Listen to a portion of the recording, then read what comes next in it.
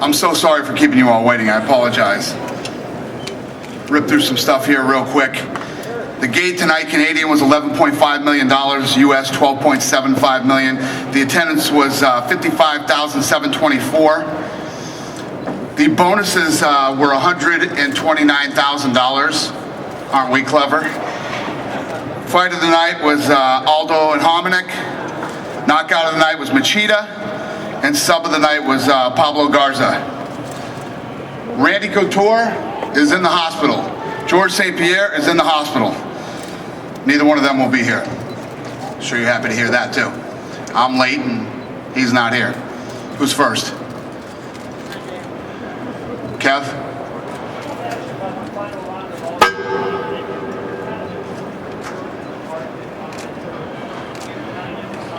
That thing just scared the shit out of me. I can't hear a word you said. Say that again.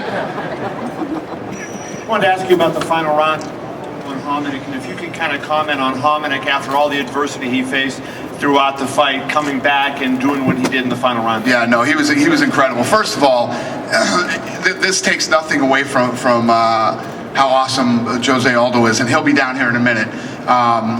You know, this guy is one of the pound-for-pound best in the world. I thought this. I said it before the fight that I thought this was going to be the fight of the night. I think this kid has a ton of experience, a ton of heart, and that he was going to come out and try to win that title tonight. And he put on a gutsy performance, man. You know, he's a tiny guy with a huge heart. It was an awesome performance, you know, and many of us, you know, many of you guys too have been around the fight business for a long time. That kid didn't want that fight stopped. I think the doctor did a great job tonight in checking the eye and making sure his peripheral vision was good. And then Hominick came out and went after it in that last round. It was awesome. Loved it. For Jake, please. Jake, obviously came up a little bit short tonight, but can you talk to us about how you felt in there, how you felt the fight played out? Yeah, obviously I'm not happy. I mean, I went in there and came short. You know, I just George's great stand-up and kept me away. I couldn't get him down. He did a great job of stuffing my shots. So I guess I gotta hopefully before I retire, I'll get another shot. Can you talk to us a little bit about the game plan going in? Because as you said, it didn't seem like you were working for the takedown maybe as much as we thought you would. And were there any adjustments made as time went on, or was it just plan A the entire time? You know, I wanted to take him down. I don't know. He stopped my first couple shots, and I don't know why I started boxing him. I should have started shooting it. Just, you know, it's easy to look back now and be like, man, I really screwed that up. But you know, George is a great fighter, so he fought great. He was so evasive. I couldn't get in on him. And he did a great game plan. And you did end up claiming a couple rounds on the scorecards. Did you feel that had happened, or were you? Did you think you'd been shut out? I felt like I had took 2 rounds, but I wasn't really sure. You got to watch it to know. I don't know, you know. Dana, right over here. What is Randy in the hospital for? Let me see. Randy has been taken to the hospital for a checkup. You know, he got his head kicked off. You know, he went in there to get his head checked out. He thought he got hit with a punch. Did he get a tooth knocked out tonight? Yeah. Well, I went up into the octagon to talk to him. I said, "You all right? You all right?" You know, and he says, "Yeah."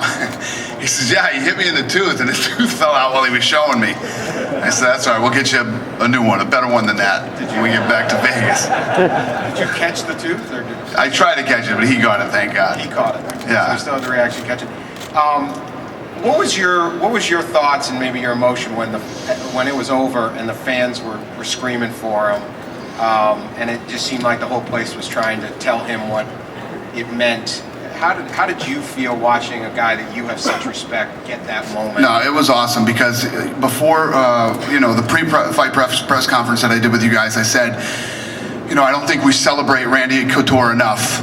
You know, this guy, everybody went crazy when George Foreman knocked out Michael Moore at his age. He was on the cover of everything. This guy's 47 years old and he's still fighting with these 20-something-year-olds. He still trains with all these guys. He's an amazing human being.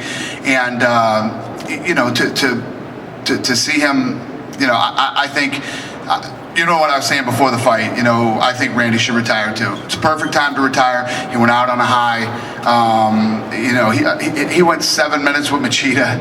it's still a big deal when you're 47 years old. I was just signing autographs with the fans, and my back is killing me, man. And I'm 42. So to go in there and fight Machida at 47 and to be able to do the things this guy can do, he's an incredible human being. He's been a great ambassador for this sport. He's been incredible for the brand, and I love Randy Couture. Hey Dana, Rudy Blair, 680 News over on this side. Keep looking. Keep All looking. right, There gotcha. we go. There you go. 3 quick questions. One, and I apologize for this one. Could you repeat the numbers again, please? I was still trying to hook up my machine. Glad you asked, because I screwed it up the first time and I wasn't going to correct it. Canadian, 11.5 million. US, 12.075, not 12.75. Fantastic. The other 2 questions. 2, how do you feel now that this whole event is over? How do you feel about this overall journey that you've had to go through to bring you here to Toronto? And the 3rd question, when do you think you're going to come back to Teal? It's been incredible. It's been a long time in the works. A lot of planning went into this thing. You know, I told you guys that this was going to be different than any other event. I mean, just the screens and the rigging and all the things that we put together for this event made it the biggest event, literally the biggest event, not just money-wise, but the biggest event ever done here. So I'm pretty proud of what we did, and I love this place. The fans here are incredible. The media is great. It's been a great experience. We'll be back. Are you kidding me? Of course we're coming back. Be back next Saturday if we could. Hey Dana, Jamie Tweel, AM 640 Toronto, down here in the front. Cool. Just a question with regards to the main event. Some boos in the crowd. Were you at all disappointed at that result? It was a tough act to follow, following the Dominic Aldo fight. But and a follow-up to that, do you think any criticism of George's inability to finish again, going to a decision, is warranted? It was a great card. I mean, all these guys. The first 2 fights of the night, I go, oh man, that could be the knockout of the night. And then the next fight of the night, I said, oh, that could be the submission night, which it ended up being submission night. And the card was great all the way through. Listen, one of the things that if you watched Prime Time and you educated yourself during this fight, this guy's no joke. This guy's been unbeaten for a very long time. 6 years, 15 straight fights. He comes out of a very serious camp. All the guys in that camp are champions. And George St-Pierre knew what he was up against tonight and got ready for it and trained hard. And do I wish that there was fireworks and these two were standing in the middle of the cage, you know, blasting each other, and somebody had you know, he got his back and somebody got choked. All that stuff's great, but that isn't, you know, it doesn't always play out that way. And I know George is going to be the one that catches all the stuff that he didn't finish another fight. But George is fighting the absolute best guys in the world. A lot of electricity during the Rory McDonald-Diaz fight. I was curious to get your take on who you might have in mind for Rory's next opponent. I don't know, but yeah, the kid looked great, and going out there and beating a kid like Nate Diaz it's tough to do, and he looked great.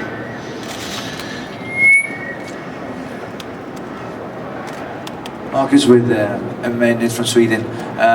First question is for Jake Shield. When you came out and you were boxing with GSP, looking at his face, obviously looked like you were doing some damage. Did you feel that you were able to stand and bang? Your hands had improved a lot, but did you feel like you were getting the better of him? At some points, you know, some points he was getting better than me, some points I was getting the better of him. And then later on, I started feeling like I was getting better, but obviously I have a ways to go. You know, I'm really going to go back and really start focusing on my boxing, because usually I get people down, and George is able to stop my takedown defense. So obviously, you know, I've worked on it some, but I'm really going to focus on it now, and hopefully my next fight will look completely different. And for Aldo, in the last round, you were on your back. Did you feel confident that you had won the fight, or were you somewhat exhausted towards the end of the 5th round? Na última luta, você estava na tua costas, estava deitado, e você estava cansado, ou você já estava sabendo que você ia ganhar a luta? Sabia que tinha ganhado já os 4 rounds e bem, né? Então tava ali mais esperando, eu tentei encaixar uma guilhotina no final, não encaixei, então já que eu tava ali não tinha perigo nenhum, tava me sentindo muito bem confortável ali na posição. Yeah, I was very comfortable in the position. I knew that I won the first 4 rounds. I tried to secure a guillotine. I was unable to do that, so I was just holding on and to finish the fight. Last question for Machida. That's a second front kick to the face from Blackhouse. How much credit goes out to Steven Seagal for that?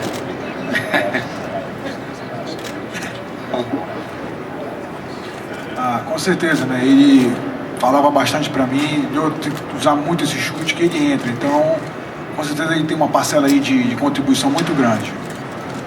Yeah, definitely. I mean, he always reinforced that to me that, try that kick will land, and when it lands, it'll work. So, I definitely give credit for him to helping me, just perfect that kick.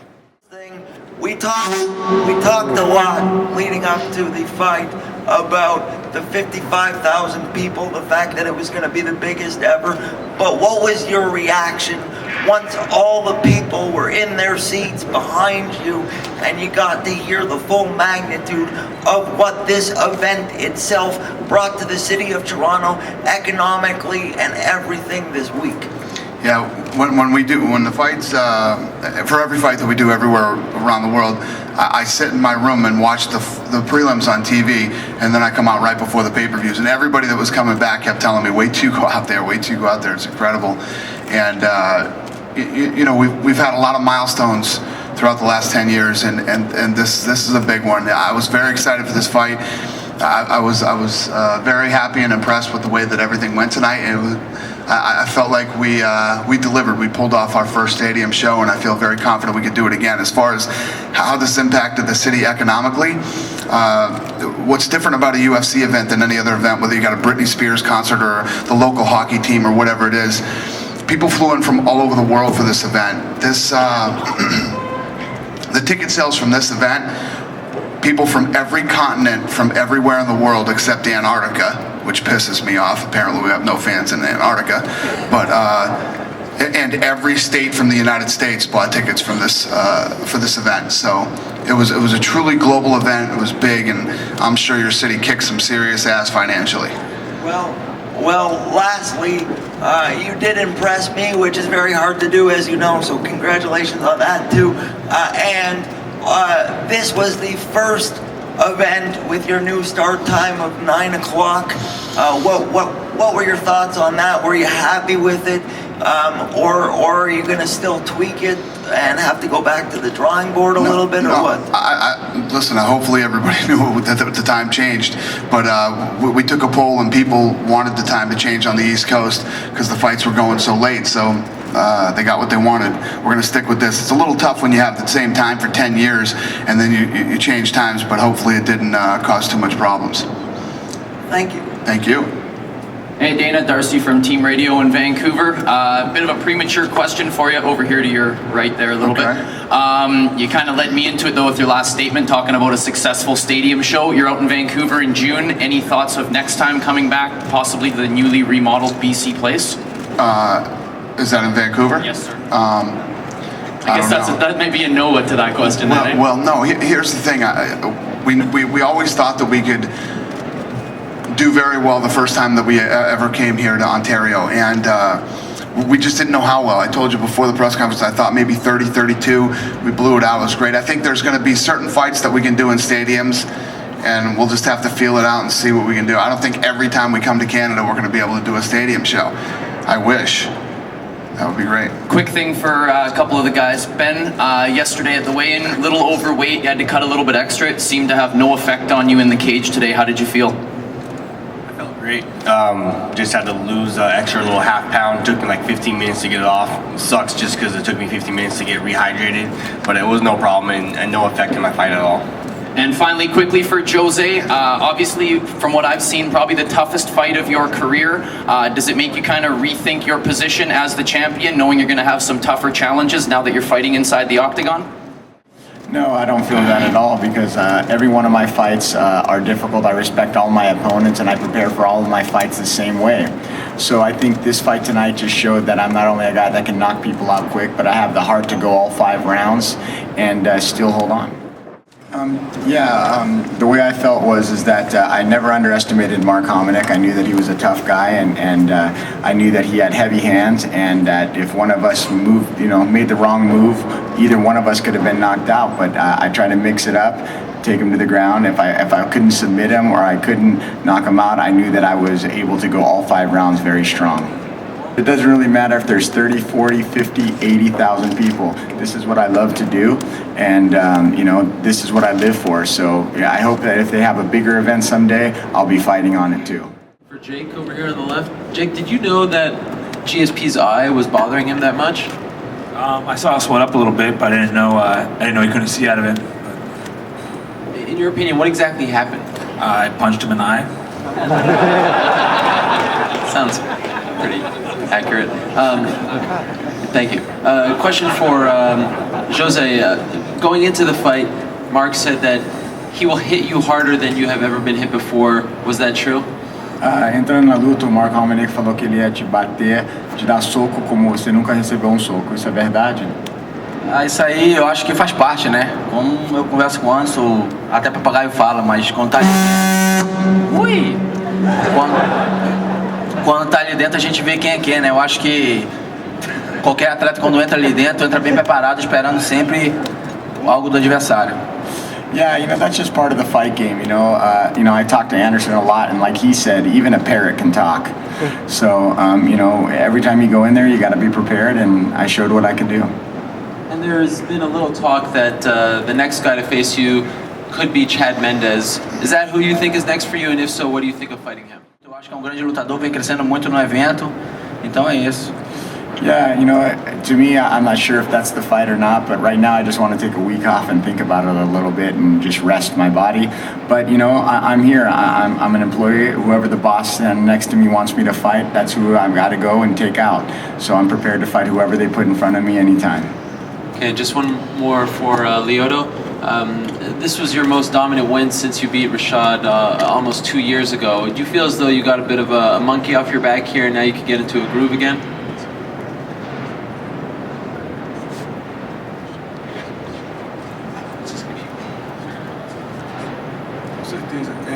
Tinha uma pressão muito grande, né, em cima de mim, porque eu vinha de 2 derrotas, então isso me incomodava bastante. Então eu pensava assim que eu ia entrar ali para mostrar o melhor Lyoto possível.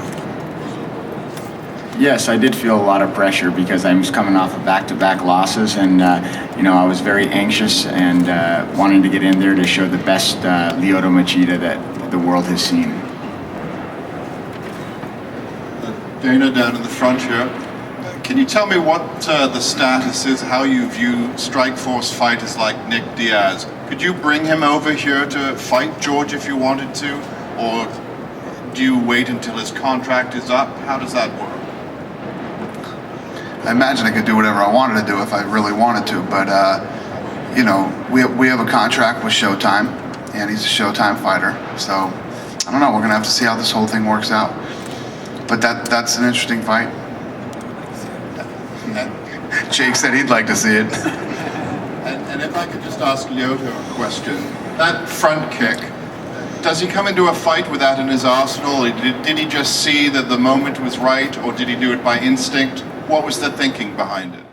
I train this kick a lot, I've had it in my arsenal, and I just had to wait for the right moment to pull the trigger and utilize it.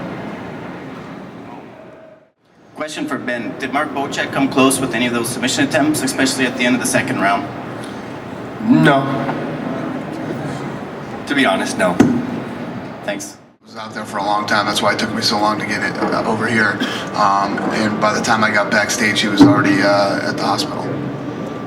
What's next for him? I mean, obviously there's that fantasy fight out there. Are we closer to that, or at least him moving up in weight? Do you feel that he's kind of exhausted his challenges in 170? I don't know. I don't think there's not really such thing as exhausting a challenge. There's always going to be new guys coming up and new challenges if he stayed at 170. And again, like somebody said earlier, there's Nick Diaz too. I got to talk to him, see what he wants to do. I literally didn't say 2 words to him. I said, good fight, that's it. He's a guy who obviously cares about his legacy, and you come from a background of boxing, and in boxing, of course, guys are always moving up in weight to prove, that's a tougher challenge. So are you kind of on board with that? Is that what you would like to see him? I mean, it's obviously his call, but... What I do is I don't like when guys want to fight in 2 different weight divisions at the same time and do all this stuff. I believe in guys, what I consider cleaning out of a division. You've defended your title so many times, and then you want to move up. Yeah, he would be a guy that would be in that position right now. And then real quickly, the score of the fight. Did you agree that Jake won a couple rounds, or were you surprised that it was that close? Jesus Christ. Me and Chuck Liddell were talking about it, and you know, it was a tough one to score. Chuck gave Jake the third or the fourth, the one where George St. Pierre kicked him to the head, and then he did the single leg. Chuck gave him that round, and I was like, I don't know, they might have had to give it to him because of the knockdown. It was tough to score. I don't know, I didn't really score. I mean, at the end, I had thought George St. Pierre won the fight. I didn't have any rounds or anything like that. Hadn't really scored it. Dana, to your right, Dana? Yeah. Did Mark Hominick need any extra medical attention once he was done? Did he go to hospital? Well, I'm sure he did. I don't know if that's on here, but I would have to imagine so. If we send him home looking like that, we should never be able to put on a fight again.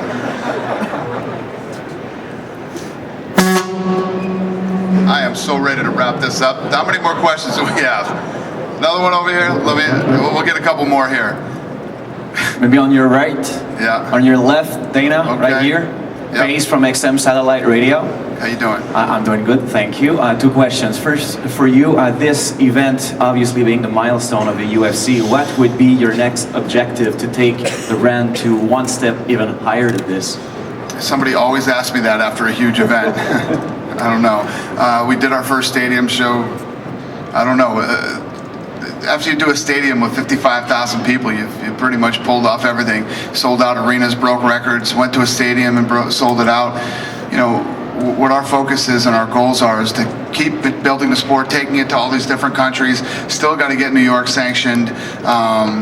You know, there's still a lot of work to do, but you know, this is when you talk about how many people you can put in a place. I mean, obviously, if we did Dallas, Texas Stadium and we sold that out, it's a little bit bigger.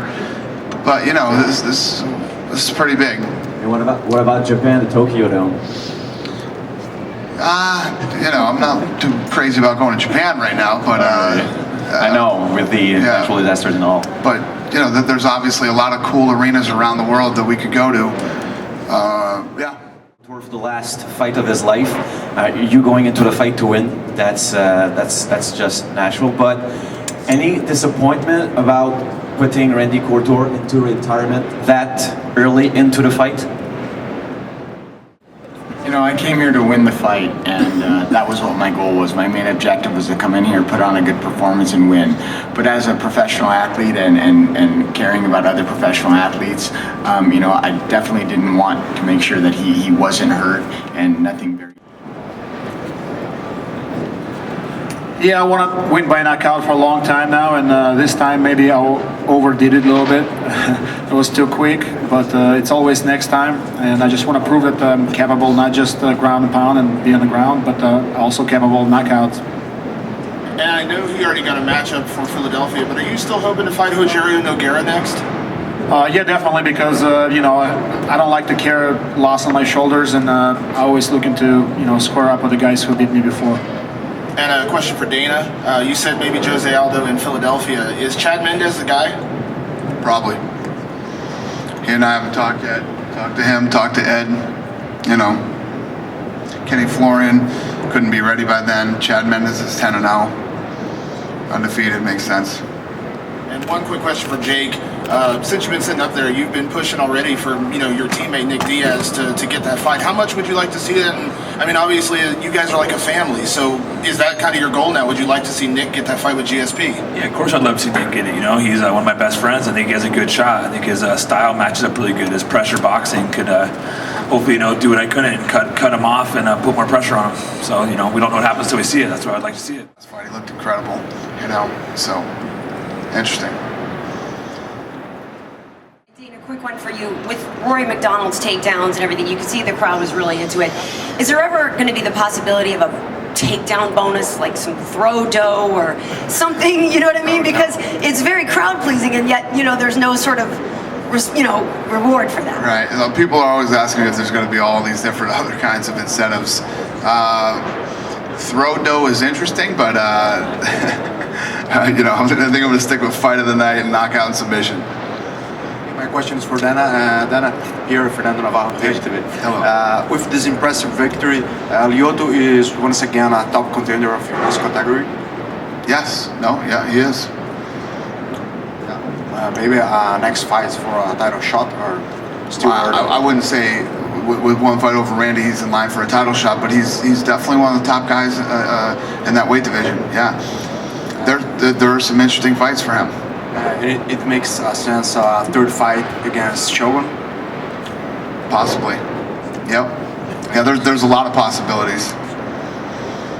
Thank you, sir. Thank you.